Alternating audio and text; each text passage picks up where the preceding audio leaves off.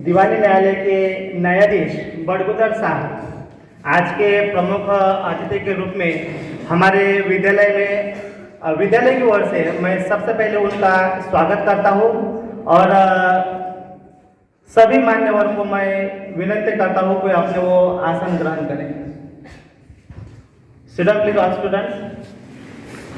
सन्माननीय अतिथीच्या आगमनाने संपूर्ण आपले जवाहर नवोदय विद्यालय नंदुरबार एक गहिवरून आलेले आहे। आज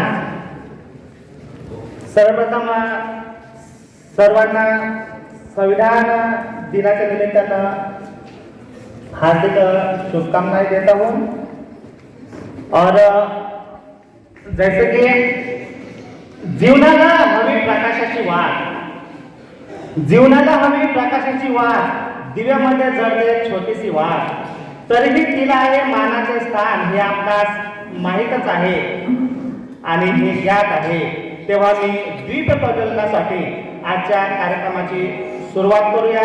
म्हणून मी आजच्या कार्यक्रमाचे अध्यक्ष आपल्या विद्यालयाचे लाडके प्राचार्य मस्के सर तसेच आजच्या कार्यक्रमाचे प्रमुख पाहुणे दिवाणी न्यायाधीश बड़गुजर साहेब यांना अशी विनंती करतो की त्यांनी भारताचे संविधान आणि भारतीय संविधानाचे शिल्पकार महामानव डॉक्टर बाबासाहेब आंबेडकर यांच्या प्रतिमेचे पूजन करून कार्यक्रमाला सुरुवात करावी।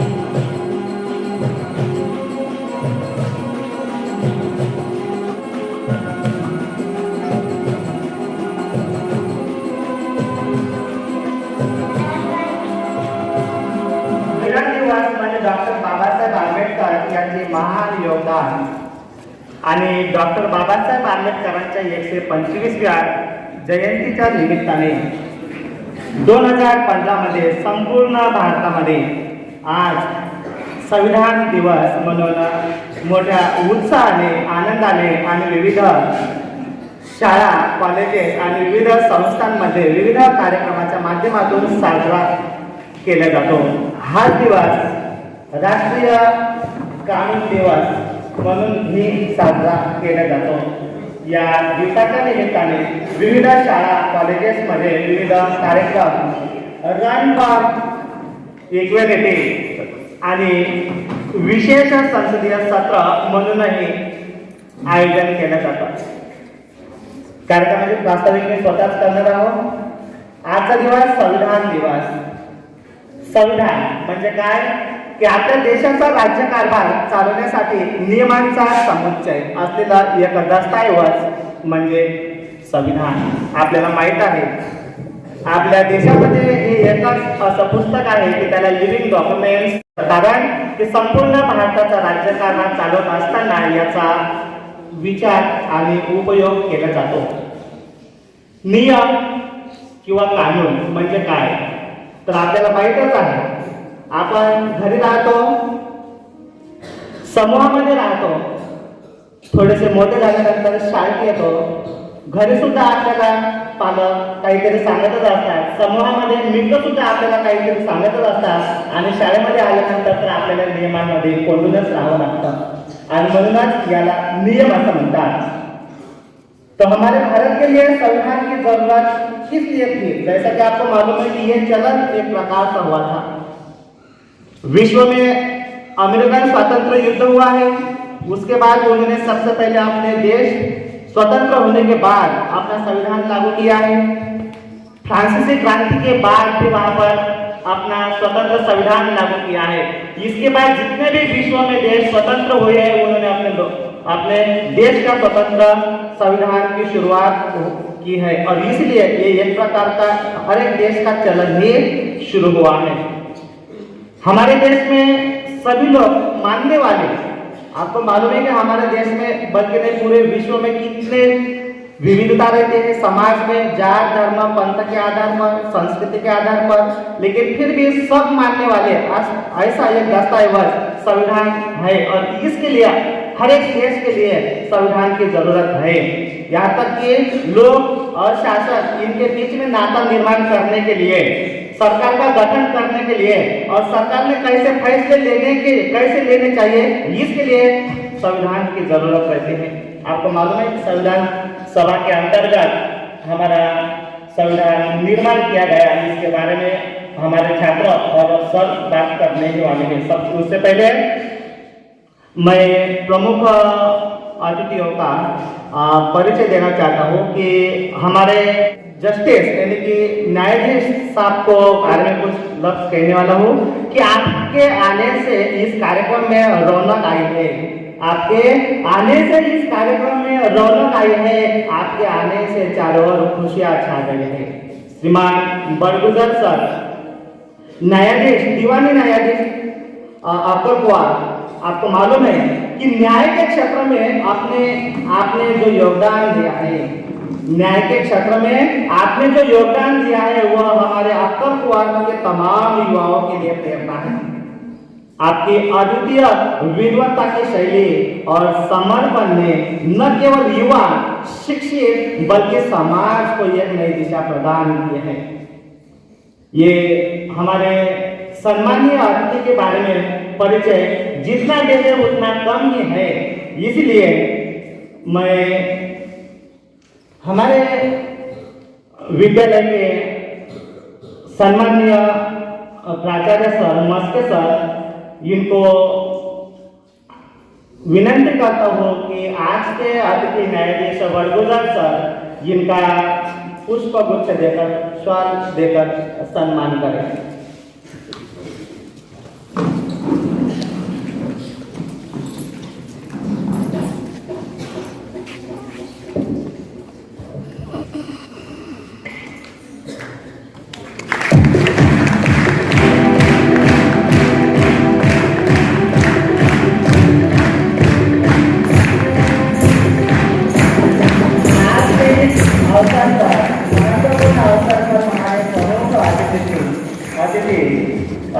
सम्मान्य न्यायाधीश बड़गुजर साहब का यहाँ होना हमारे लिए अत्यंत गौरव की और सौभाग्य की बात है. आपकी इस उपस्थिति ने इस कार्यक्रम में नई ऊर्जा प्रदान की है. शब्द सुमन के जरिए भी एक प्रमुख अतिथि का स्वागत किया जाए. मैं सर को आमंत्रित कर देता हूँ.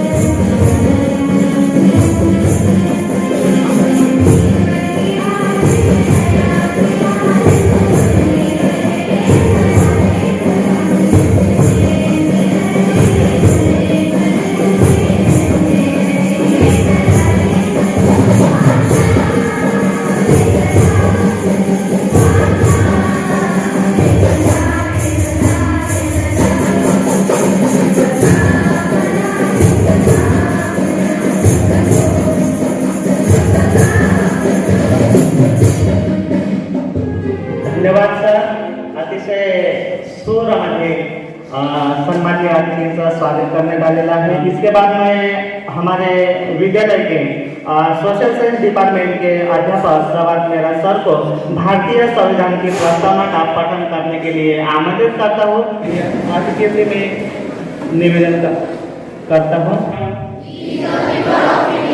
Having solemnly resolved to constitute India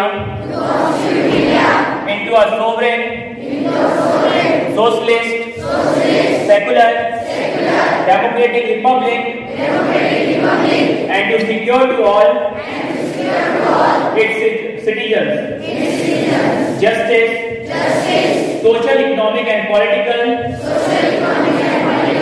liberty of thought, expression, belief, faith and worship, equality of status and of opportunity, and to promote among them all fraternity, assuring the dignity of the individual and the unity and the integrity of the nation. In our Constituent Assembly, this 26th day of November 1949, do hereby adopt, enact, and give to ourselves this Constitution. Jai Hind. कार्यक्रम की अगली कड़ी में संविधान दिवस के अवसर पर आज कुछ छात्र अपना मनोगत व्यक्त करने वाले हैं। इसमें सबसे पहले मैं कक्षा 9वीं की सिद्धि जैन को आमंत्रित करता हूँ।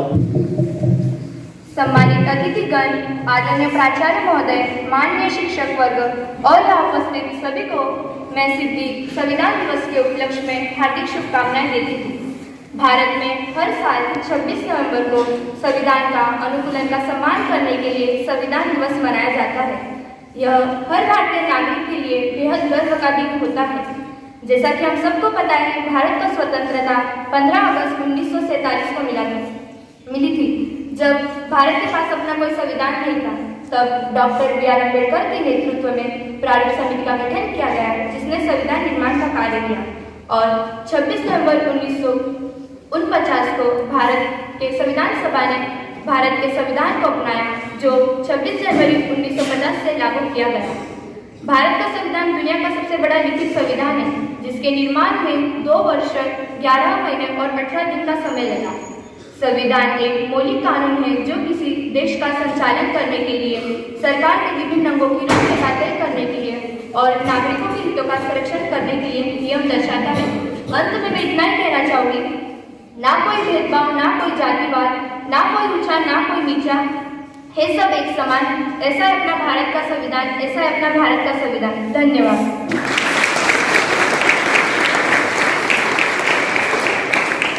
बहुत बढ़िया सिद्धि जैन ने संविधान के बारे में, आज़ादी के बाद क्या महत्व है और कितना समय हमारे संविधान को लिखने के लिए दिया है और किस तरह से संविधान में वैल्यू का समावेश किया है, इसके बारे में जानकारी दी है। इसके बाद मैं कक्षा 7वीं का सम्यक गावड़े को आमंत्रित कर देता हूं। भारत की हर समस्या का है जहाँ समाधान, स्वतंत्र लगे जो हम सबको, वो है अपना संविधान। परम आदरणीय महोदय, मुख्य अतिथि महोदय, प्राचार्य महोदय, शिक्षकगण और मेरे प्यारे साथी, सबसे पहले संविधान दिवस के इस पावन अमृत अवसर पर सभी को हार्दिक शुभकामनाएं। आज 26 नवंबर को हम सब यहाँ भारतीय संविधान दिवस के उपलक्ष्य पर उपस्थित हुए हैं। जैसा कि हम सभी जानते हैं कि भारत को स्वतंत्रता 15 अगस्त 1947 को मिली थी, लेकिन उस समय भारत का कोई संविधान नहीं था। संविधान सभा ने भारत के संविधान निर्माण किया। भारत का संविधान दुनिया का सबसे लंबा संविधान है। इसमें मौलिक अधिकार के साथ साथ मौलिक कर्तव्य भी लिखे हुए हैं। देश का नागरिक होने के नाते हमारा कर्तव्य है कि अपने मौलिक कर्तव्यों का पालन करें।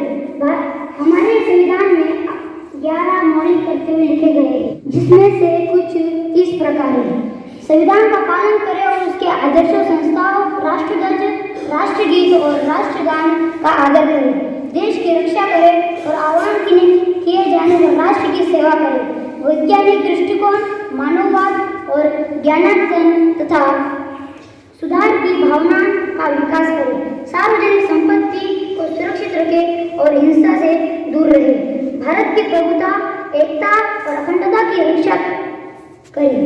भारत के नागरिक होने के नाते हमारा कर्तव्य है कि के संविधान का आदर करें। इसी के साथ मैं अपनी वाणी को विराम देता हूँ। धन्यवाद। जय संविधान।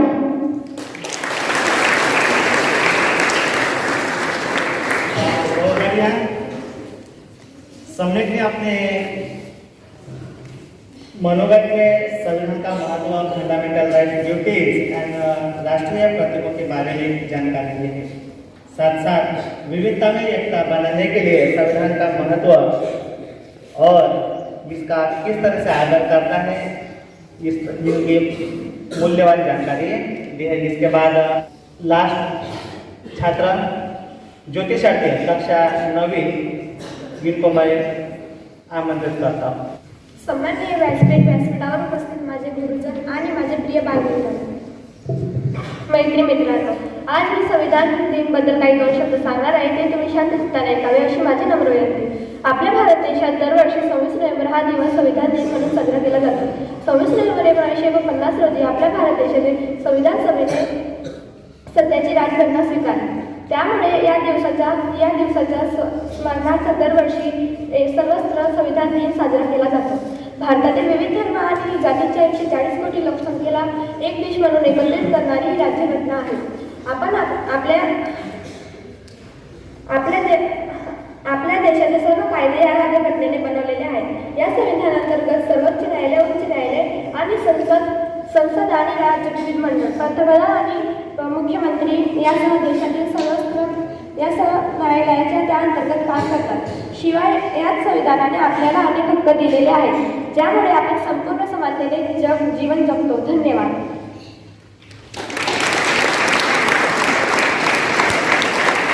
धन्यवाद ज्योति। इसके बाद में अध्यापकगण से संविधान दिन के अवसर पर प्रभात सर को अपने वक्तव्य देने के लिए आमंत्रित कर देता हूँ। प्रभात सर। ना कोई भेदभाव, ना कोई जातिवाद, ना कोई ऊंचा, ना कोई नीचा है, सब एक समान। ऐसा है मेरे भारत का संविधान, ऐसा है मेरे भारत का संविधान। परम आदरणीय अतिथि महोदय, प्राचार्य महोदय, शिक्षकगण एवं मेरे प्यारे बच्चों, आज हम सभी यहाँ राष्ट्रीय संविधान दिवस की मना रहे हैं। जैसा कि आप सभी लोग जानते हैं कि आज ही के दिन भारत का कॉन्स्टिट्यूशन यानी कि संविधान बनके तैयार हो गया था, जिसे कॉन्स्टिट्यूएंट असेंबली ने मंजूरी दे दी थी। लेकिन लागू होने में इसे 2 महीने का समय क्यों लगा? आखिर हमारा संविधान बनके 26 नवंबर 1949 में बनके तैयार हो गया था, लेकिन उसके बावजूद भी हमारी कॉन्स्टिट्यूएंट असेंबली ने इसे लागू किया 26 जनवरी 1950। आखिर किसी को पता है कि 2 महीने का समय क्यों लिया गया? ठीक है बेटा, बताइए आप। बेटा खड़े होकर बताइए।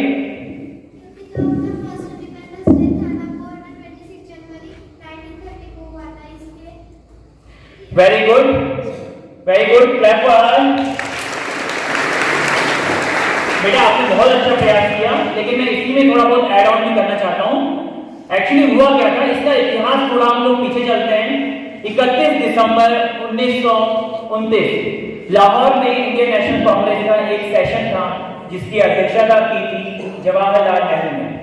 उस सेशन में ये माना गया था कि अब अभी तक हम लोग सेल्फ रूल की बात कर रहे थे, अब हम बात करेंगे पूर्ण स्वराज की, मतलब कंप्लीट इंडिपेंडेंस। तो उसी दिन 31 दिसंबर 1929 को लाहौर सेशन में यह डिसाइड किया गया कि अब हम 26 जनवरी 1930 को भारत को पूर्ण रूप से स्वतंत्र घोषित कर देंगे।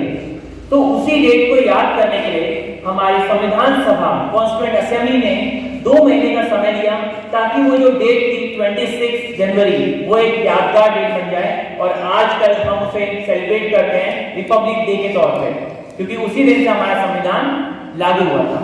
तो अक्सर हम लोग ये क्वेश्चन बोलते हैं, काफी बच्चों ने स्पीच में अपना बोला है कि संविधान इतना बड़ा है, लिखित संविधान है, इतने आर्टिकल्स हैं, इतना समय से बनने में लगा, 2 साल 11 महीने 18 दिन का समय लगा। तो सबसे पहला ये प्रश्न हमेशा अपने मस्तिष्क में आता है कि संविधान किसने बनाया? कई लोग बोलते हैं बी.आर. अम्बेडकर ने, कोई बोलता है डॉक्टर राजेंद्र प्रसाद ने। ये इतना बड़ा संविधान बेटा किसी एक आदमी के बस का नहीं था, लेकिन हाँ कई लोगों का इसमें योगदान भी रहा है। जैसे हमारा पूरा संविधान बनाने में 389 लोगों की भूमिका रही है, 389, जिसमें से कई लोगों ने अपना अहम योगदान भी दिया है। सबसे पहले 9 दिसंबर 1946 को भारत की संविधान सभा का गठन होता है, जो कॉन्स्टिट्यूशन बनाने का जिसे काम मिला था। उसी ने 2 साल 11 महीने 18 दिन के कड़े समय, कड़े अभ्यास के साथ ये हमारा कॉन्स्टिट्यूशन को तैयार किया। आखिरकार कभी आपसे प्रश्न पूछा जाता है, पॉलिटिकल साइंस में अक्सर क्वेश्चन आता है, why do we need Indian constitution? हमें कॉन्स्टिट्यूशन की जरूरत है क्यों? और मैं जब अक्सर कॉपी चेक करता हूँ 8th क्लास में, तो कोई इसमें लिखता है कि अगर कॉन्स्टिट्यूशन नहीं होगा तो देश में चोरी नहीं होगी, डकैती नहीं होगी, किसी का मर्डर नहीं होगा। क्या ये सही आंसर है इसका? क्या ये एकदम एक्यूरेट आंसर है? क्या संविधान चोरी, डकैती या लूटपाट से हमें सुरक्षा प्रदान करता है, या इससे बहुत बड़ी चीज है हमारा संविधान? तो बेटा संविधान सिर्फ लूट, डकैती, चोरी से ही संबंधित नहीं है। एक्चुअली लूट, डकैती, चोरी ये सब चीजें हमारी इंडियन पिनल कोड, जो कि सर आपको और अच्छे से बता सकते हैं, IPC, इंडियन पिनल कोड, ये सब धाराएं अलग होती हैं, अनुच्छेद अलग होते हैं। हमारे संविधान में अनुच्छेद दिए गए हैं, आर्टिकल्स दिए गए हैं। तो हमारे जब संविधान स्टार्टिंग में जब बन के तैयार हुआ था 26 नवंबर 1949 को, तो इसमें उस समय 395 आर्टिकल्स, 22 पार्ट्स और 8 शेड्यूल्स थे, जो आगे चल के बदलाव समय के साथ साथ इस टाइम पे 448 आर्टिकल्स, 12 शेड्यूल्स और 25 पार्ट्स हैं। अब इस कॉन्स्टिट्यूशन में है क्या? हम लोग बात करते हैं कॉन्स्टिट्यूशन में, कॉन्स्टिट्यूशन डे सेलिब्रेट होता है, लेकिन इस कॉन्स्टिट्यूशन में आखिरकार है क्या? कॉन्स्टिट्यूशन में 22 पार्ट्स हैं। जैसे आप लोगों की मैथ्स की बुक होती है, मैथ्स में सबसे पहले क्या होते हैं? चैप्टर्स, फिर चैप्टर्स के अंदर क्या होते हैं? एक्सरसाइजेस। तो सेम वैसे ही हमारे इंडियन कॉन्स्टिट्यूशन में 25 पार्ट्स हैं। उस पार्ट्स के हर पार्ट में अपने क्या है? आर्टिकल्स। जैसे मैं अभी आपको बताता हूँ, पार्ट 1 में है यूनियन एंड इट्स टेरिटरी। वो बताता है कि यूनियन मतलब भारत कितने स्टेट से मिलकर बना है, कौन कौन से इसकी यूनियन टेरिटरीज हैं। पार्ट 2 होता है सिटीजनशिप, कि भारत का नागरिक कौन होगा, ये भी एक इंपॉर्टेंट चीज है। पार्ट 3 में बोलते हैं फंडामेंटल राइट्स, मौलिक अधिकार। आप सभी लोगों ने मौलिक अधिकार किसी ना किसी क्लास में पढ़ा होगा, और सबसे इंपॉर्टेंट बेटा मौलिक अधिकार ही। फिर 4th में हम लोग पढ़ते हैं DPSP, directive principles of state policy. 5th में हम लोग यूनियन गवर्नमेंट के बारे में पढ़ते हैं, प्रेसिडेंट के बारे में पढ़ते हैं, उनकी पावर्स के बारे में पढ़ते हैं, सुप्रीम कोर्ट के बारे में पढ़ते हैं। पार्ट 6 में हम लोग स्टेट गवर्नमेंट के बारे में पढ़ते हैं, हाई कोर्ट के बारे में पढ़ते हैं, सब ऑर्डिनेट कोर्ट के बारे में पढ़ते हैं। ये सारी चीज हमारे संविधान में लिखी गई है, अच्छे से लिखा गया है कि किसके कार्य क्या हैं, अगर प्रेसिडेंट के कार्य और उसकी पावर क्या है, पार्लियामेंट में कानून कैसे बनता है, पार्लियामेंट में कानून को कैसे वापस लेके आते हैं, देश में इमरजेंसी कैसे लगाई जाती है, ये सारी चीजें हमारे संविधान में अंकित हैं। पूरे संविधान में मुख्य है इसका भाग 3। भाग 3 में क्या है? Fundamental right. कितने लोगों ने फंडामेंटल राइट पढ़ा हुआ है?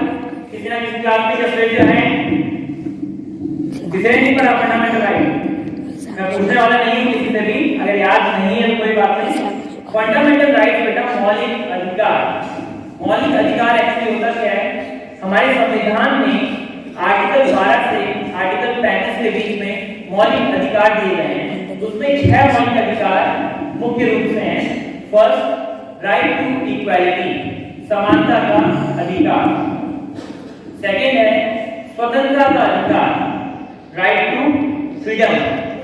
थर्ड है right against exploitation, and the fourth one is right to freedom of religion. Now Next one is cultural and educational rights, and the last one is right to constitutional remedies. इसी को आखिरी जो fifth वाला है right to constitutional remedies, हमारे B.आर. अम्बेडकर जी ने इसी को बोला है ये संविधान की आत्मा है। राइट टू कॉन्स्टिट्यूशनल रेमेडीज, संवैधानिक उपचार का अधिकार। इसी तरीके से अगर संविधान ने हमें कहीं ना कहीं हमारे अधिकार दिए हैं तो उसी के साथ साथ इसने हमें कुछ मौलिक कर्तव्य भी दिए हैं कि हमें क्या काम देश के लिए करना है। जैसा कि अभी समय में कुछ मौलिक कर्तव्य मंच के माध्यम से आपको बताने का प्रयास किया। हमारे संविधान में 11 मौलिक कर्तव्य लिखे गए हैं। आप लोग शायद यहाँ बैनर में देख सकते हैं, नागरिकों के मूल कर्तव्य, उसमें अनुच्छेद 51 अ लिखा है ए। तो ये सारे 11 मौलिक कर्तव्य हैं। इसमें क्या क्या है, मैं निम्न बातें जो मुख्य बातें हैं वो आपके सामने रखता हूँ। जैसे to abide by the people and give respect to its ideals and institution and the national flag and the national anthem, कि हमें कहीं ना कहीं अपने राष्ट्रगान, अपने राष्ट्र ध्वज का सम्मान करना चाहिए। उसके अलावा इसमें यह भी बताया गया है कि किस तरह हमें अपने पर्यावरण का संरक्षण करना है, किस तरह हमें पब्लिक प्रॉपर्टी को नुकसान नहीं पहुंचाना है। आप लोग ऑलरेडी एक गवर्नमेंट स्कूल में पढ़ रहे हैं, तो आप लोगों से अच्छा कौन जान सकता है कि आप लोग टैक्स लोग भर रहे हैं उस पैसे से आप लोग पढ़ रहे हैं। तो कहीं ना कहीं एक अहम जिम्मेदारी है आप लोगों के कंधों पर कि देश को आप लोग आगे बढ़ा सकते हैं, और ये तभी आप कर पाएंगे जब आपके पास संविधान की जानकारी होगी कि हमारे अधिकार क्या हैं और हमारे कर्तव्य क्या हैं।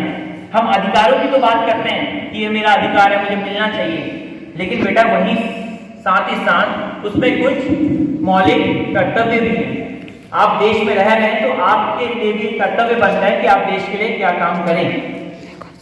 तो आइए हम सभी अपने संविधान के मूल्य को आगे बढ़ाएं और अपने देश में शांति और समृद्धि को सुनिश्चित करें।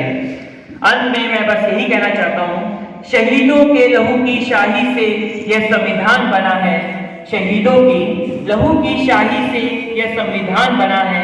हर दिन संभाल के रखो, मेरा देश महान बना है, मेरा देश महान बना है। बहुत बहुत धन्यवाद आपको।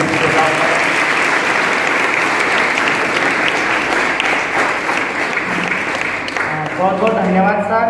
प्रभात सर ने अपने लंबे स्पीच में संविधान दिन का महत्व, संविधान का लंबा इतिहास जिक्र किया है, उसकी ज़रूरत और संविधान का स्वरूप। इसमें उन्होंने आर्टिकल्स के बारे में अच्छी जानकारी दी और उपचार के बारे में ही जानकारी दी। और आपको मालूम है कि संविधान के उपचार डॉक्टर B.आर. अम्बेडकर ने संविधान का आत्मा इन्हें ही कहा गया है। जैसा कि संविधान सभा का 6 दिसंबर 1946 को गठन किया है। इसके तहत लगभग 23 कमिटीज का गठन किया गया है।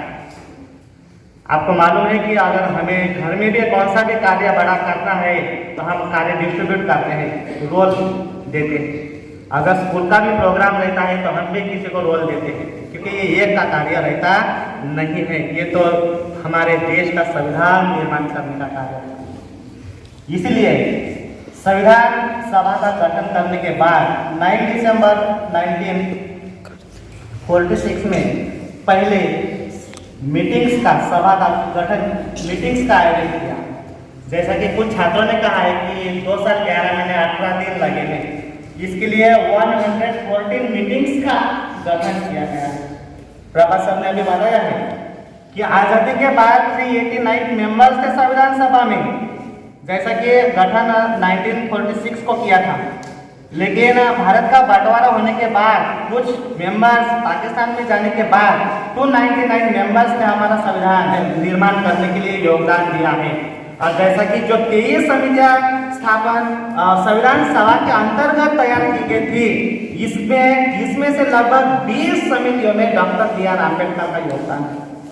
20 समितियों में उन्होंने अपना योगदान दिया था। इसमें सबसे बड़ी महत्वपूर्ण समिति ड्राफ्टिंग कमेटी जिसे हम कह सकते हैं, संविधान का प्रारूप समिति या मसौदा समिति जिसे हम कह सकते हैं, इसके चेयरमैन डॉक्टर B.आर. अम्बेडकर।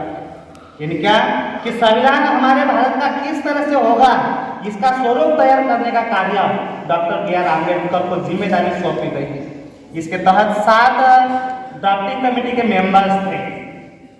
आपको मालूम है दिल्ली में संविधान सभा का कार्य चल रहा था, तो इस दौरान कुछ कारण की वजह से कई सारे जो 7 सदस्य थे, इनमें से अध्यक्ष एक थे, 6 सदस्य थे, उनको छोड़कर तो कुछ कारण की वजह से एक सदस्य उस समिति से अलग होने लगा। कुछ नेता लोकल के पॉलिटिक्स में इतने बिजी थे कि यहाँ पर वो योगदान नहीं दे पाए। कुछ नेता वहाँ का क्लाइमेट उनको नहीं मान रहा था, तो वहाँ रह नहीं पाए। कुछ मेंबर आयु मर्यादा की वजह से बीच में ही गुजर गए थे। डॉक्टर बी आर अम्बेडकर की भी तबीयत ठीक नहीं थी।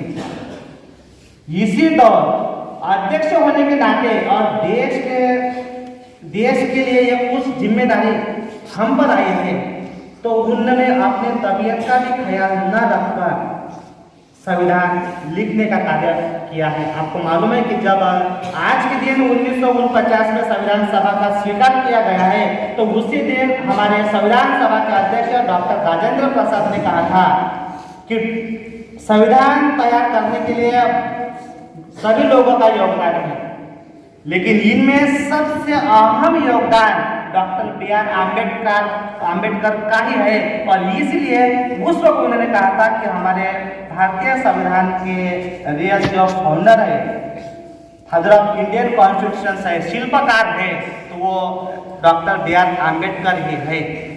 उस वक्त उन्होंने ऐसा जिक्र किया था। आपको मालूम है कि संविधान सभा के अंतर्गत कई सारे सदस्य थे, जैसे कि मुखर्जी ये अस्थायी अध्यक्ष थे, बाद में स्थायी रूप में डॉक्टर राजेंद्र प्रसाद को चुना गया था। संविधान सभा के सलाहकार के रूप में बी एन राव का समावेश किया था। इनका भी इनमें बहुत बड़ा योगदान है। संविधान सभा का कामकाज आपको बता देते हैं कि संविधान कई सारे जो 299 इंडियन मेंबर्स थे, कई सारे मेंबर्स में बाद में संविधान तैयार करने के लिए किस तरह से यह भूमिका उन्होंने निभाई है सभी सदस्यों ने। तो उस दौरान एक सदस्य ने कहा था कि लगभग टीचर्स स्कूल में जैसा पढ़ाते हैं, एक अध्याय का एक वर्ड लाइन मीनिंग्स जब तक छात्रों को समझता है तब तक एक्सप्लेनेशन देते हैं। उसी तरह से संविधान सभा में डॉक्टर बी आर अम्बेडकर ने सामने रहकर सभी सदस्यों को पूरी तरह से उनका समाधान किया है, हर एक शंकाओं का निरसन किया है। मतलब कि संविधान सभा का कामकाज काफी समय तक खुला सर्वसम्मति के प्रचार प्रसार पर आधारित था। मतलब प्रत्येक धारा पर कई दौर में चर्चा करने के बाद हमारा संविधान बहुमत के आधार पर तैयार किया था। और इसलिए पूरे, और आपको पता है कि दुनिया में जितने भी संविधान हैं, हमारे भारत के संविधान की एक विशेषता है कि विश्व में सबसे बड़ा संविधान लिखित तौर पर आदर्श के रूप में हमारा माना जाता है। जैसा कि हम यूएसए के कॉन्स्टिट्यूशन की बात करते हैं, तो लगभग लिखित है, एक पन्ने का है, लगभग पैराग्राफ के रूप में 5 मिनट में पढ़कर हम फिनिश कर देते हैं, इतना छोटा है। ब्रिटेन की कॉन्स्टिट्यूशन की अगर हम बात करते हैं तो लिखित नहीं है, इससे अलग, इसलिए हमारे संविधान को माना जाता है। इसके बाद सम्मानीय अतिथि से कुछ कहना चाहता हूँ कि हमारे स्कूल में सिटीजनशिप स्किल, कॉन्स्टिट्यूशन वैल्यूज और नॉलेज ऑफ इंडिया, इसके आधार पर हमने कुछ प्रतियोगिता का आयोजन किया था। इस पर प्रश्नोत्तरी ली थी और निबंध प्रतियोगिता का आयोजन किया था। इन दोनों प्रतियोगिता में लगभग 75 स्टूडेंट्स ने पार्टिसिपेट किया था स्कूल की ओर से। तो इनमें प्रश्नोत्तरी में 3 बच्चों ने बहुत ही अच्छा प्रदर्शन किया है और निबंध स्पर्धा में भी 3 छात्रों ने बहुत ही अच्छा प्रदर्शन किया है। इसलिए मैं सम्मानीय प्राचार्य सर के मार्गदर्शन के अनुसार सम्मानीय अतिथि आज के न्यायाधीश सर बडगुजर साहेब यांना अशी विनंती करतो की त्यांनी विद्यार्थ्यांना ते बक्षीस देऊन त्यांना प्रोत्साहन द्यावे. सर्वप्रथम प्रश्नोत्तरी या स्पर्धेमध्ये प्रथम, द्वितीय आणि तृतीय अशा प्रकारेच विद्यार्थ्यांना बोलावणार, ज्यांचं नाव घेणार त्यांनी लवकर यायचं आहे. उत्सुकता असेल कारण दिसते आताच होणार आहे. मी तिसरा, दुसरा आणि पहिला असं नंबर घेणार नाही, कारण याच्या पूर्वीचा जो अनुभव आहे, पहिला जो विद्यार्थी येतो त्याच्यासाठी प्रचंड टाळ्यांचा कडकडाट होतो, पण तो तिसरा असतो. आणि जसं दुसरा आणि पहिला येतो तोपर्यंत पहिला असतो, योगदान चांगलं असतं, पण टाळ्यांचा कडकडाट कमी असतो. प्रश्नोत्तरीमध्ये पहिला क्रमांक आलेला आहे, इयत्ता 9वीचा छात्र आहे दीपक बागुल. दीपक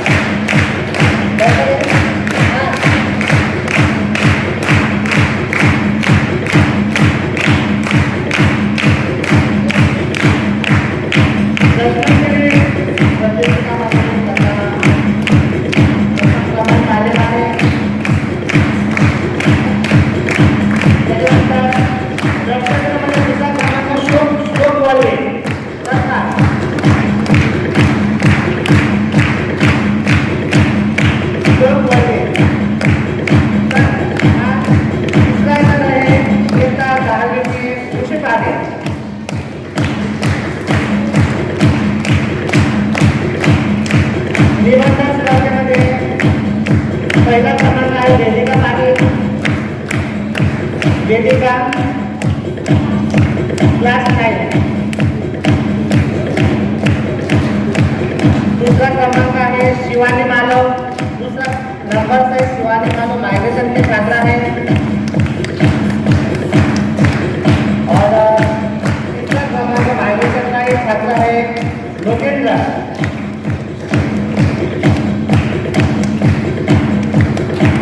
सभी छात्रों ने वक्तव्य और निबंधन स्पर्धा में बहुत ही अच्छा अपना योगदान दिया है.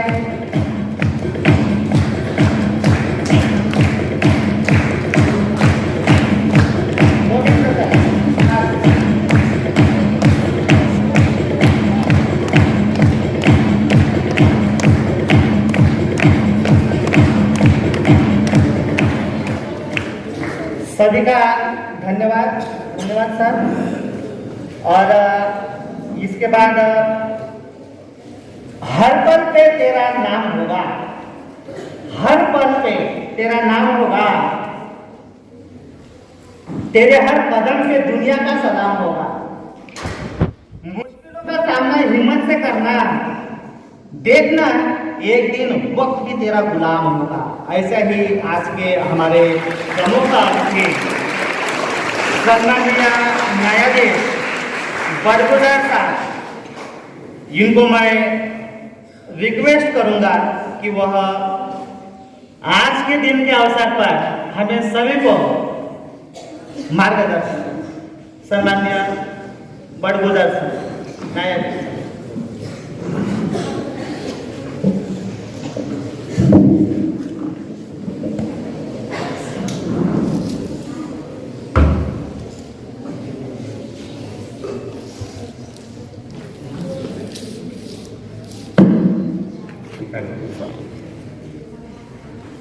नवोदय विद्यालय प्राचार्य, शिक्षकवृंद, कर्मचारीवृंद आणि विद्यार्थी बंधू आणि भगिनी सर्वांना जय हिंद, नमस्कार.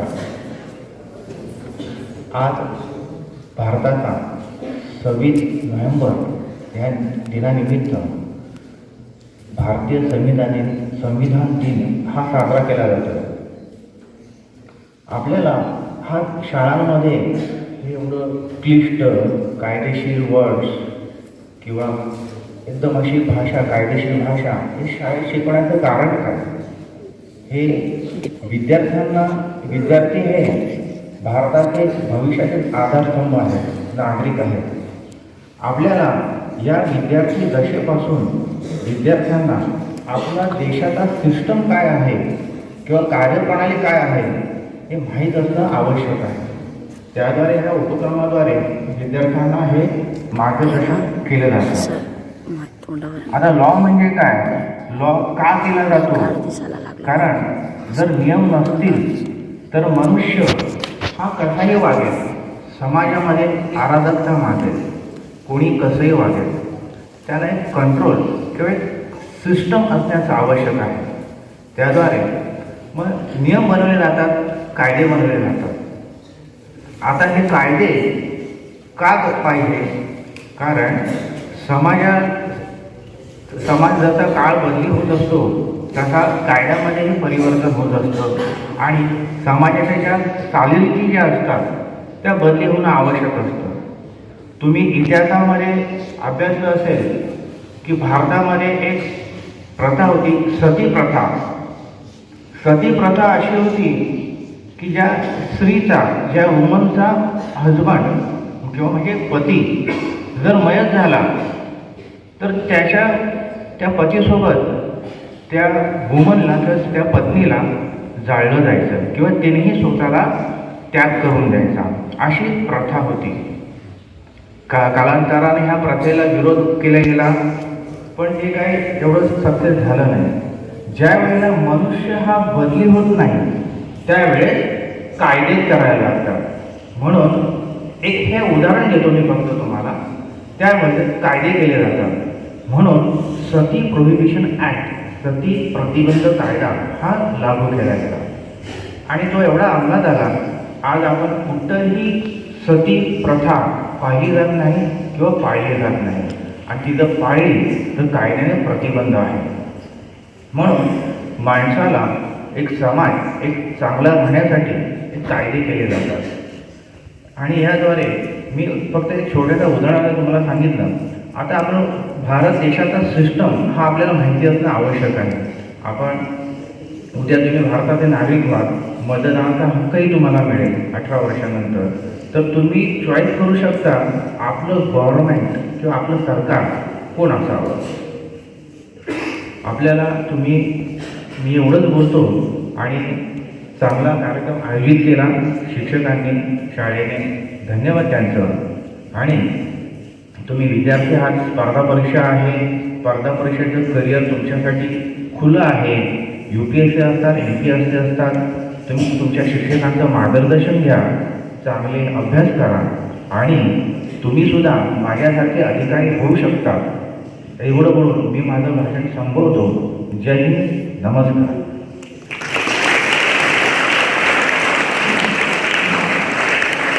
माझ्यासाठी फार मोठा प्रेरणास्रोत आहे. आपण केलेलं योग, दिलेली माहिती हे आमच्यासाठी फार मोठं एक प्रकारचं मोटिवेशनच आहे आणि नक्कीच आमचे विद्यार्थी यासाठी प्रयत्नांची पराकाष्ठा करत आहेत आणि नक्कीच ते त्यांच्या आयुष्यामध्ये यशस्वी होतील ही अपेक्षा व्यक्त करतो.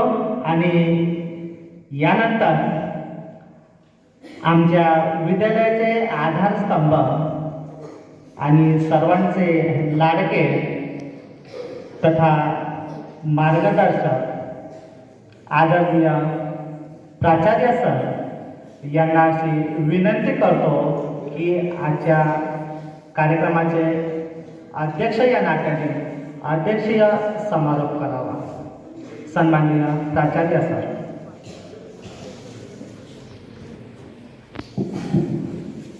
सुप्रभात. मंचावर उपस्थित सन्माननीय न्यायाधीश श्री बड़गुजर सर, उपस्थित विद्वान सभी शिक्षक, सभी प्यारे बच्चों, सबसे पहले आज जो संविधान दिवस पूरे भारतवर्ष में सेलिब्रेट हो रहा है, इसी के उपलक्ष्य में सभी को हार्दिक शुभकामनाएं.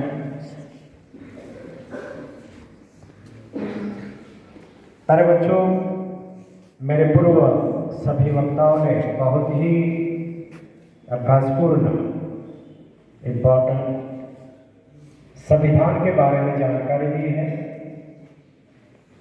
और संविधान क्यों होना चाहिए, इसका क्या कुछ महत्व है, इसी के बारे में भी काफ़ी विस्तार से आपको जानकारी दी। खास करके आज के हमारे प्रमुख अतिथि, इन्होंने भी जो बहुत ही इम्पोर्टेंट बात कही कि हम अपने जीवन में प्रथा के रूप में, आदत के रूप में अपनी दिनचर्या चलाते हैं, लेकिन कई ऐसी प्रथाएं होती हैं जो कि खुद के लिए, कुटुंब के लिए, समाज के लिए, देश के लिए भी जब हानिकारक होती है, उसे बताने से, समझाने से लोग जब मानते नहीं है, तब कानून की ज़रूरत होती है। और कानून के रूप में जब हम किसी नियम को बनाते हैं और उसके साथ दंड का भी प्रावधान करते हैं, तभी लोगों को उसे मानना ही पड़ता है। इसीलिए इस संविधान के अंतर्गत जितने भी कानून हैं, नियम हैं, उनका महत्व है, जो हमारे जीवन को सुचारू रूप से प्रचलित करने के लिए, प्रवाहित करने के लिए काम करता है। प्यारे बच्चों, संविधान कोई केवल ऐसे कहा जाता है कि ये कोई कागज का गट्ठा नहीं है, ठीक है, बल्कि ये जीवन यापित करने के लिए जो एक व्हीकल, जीवित व्हीकल के रूप में हमें प्रवाहित करने के लिए काम करता है। जो युग है, इस युग को ऊर्जा भरने के लिए काम करता है। इसलिए हम सभी इससे ऊर्जा लेने का काम करना है और हमारा जीवन उतनी ही ऊर्जा से, उतनी स्फूर्ति से ज्ञापित करने का काम करना चाहिए। हमारे शिक्षक साथी प्रभात सर ने जो इसको काफ़ी विस्तार से बताया कि इसमें हमें क्या कुछ अधिकार मिले, फंडामेंटल राइट्स मिले, इसके साथ साथ हमें क्या कुछ एक नागरिक के रूप में हमारी ड्यूटीज भी है। अगर इसका हम बैलेंस करके हमारा जीवन व्यापित करते हैं तो हमारा और हम जिस समाज में जीते हैं उस समाज का भी जीवन बैलेंस रूप से चलने में सहायता होती है। इसके बारे में भी जानकारी दी। तो प्यारे बच्चों, कि ये जो दिन, ऐसे दिवस हम सेलिब्रेट करते हैं, मनाते हैं, उद्देश्य ही होता है कि हम इससे ज्ञान लें और उस ज्ञान को हमारे दैनिक जीवन में, है ना, लागू करें, तो हमारा जीवन और भी सुचारू रूप से चलाने के लिए सहायता होती है। तो मैं आशा करूँगा कि आप लोग जो देश का संविधान है, जिसको बहुत सारे लोगों ने, बहुत सारे कमेटीज के द्वारा, बहुत सारे विद्वानों के द्वारा चर्चा करने के बाद कानून के रूप में लागू किया, और इसे बनाने के लिए निश्चित रूप से डॉक्टर B.R. अम्बेडकर का योगदान सबसे अहम है। इसलिए उन्हें पूरा देश शिल्पकार कहते हैं, घटना का शिल्पकार कहते हैं।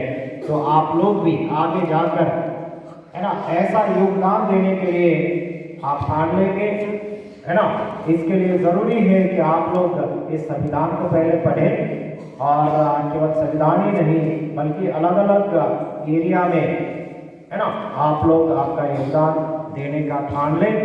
मैं पुनश्च एक बार संविधान दिवस की सबको हार्दिक शुभकामनाएं देता हूँ। और आज के अतिथि बड़गुजर साहब ये यहाँ पे आए और हमारे बच्चों का उनके ज्ञान के द्वारा उत्साह बढ़ाए, इसलिए विद्यालय की ओर से उनका धन्यवाद ज्ञापित करता हूँ और मैं मेरे वाणी को विराम देता हूँ। Thank you one and all.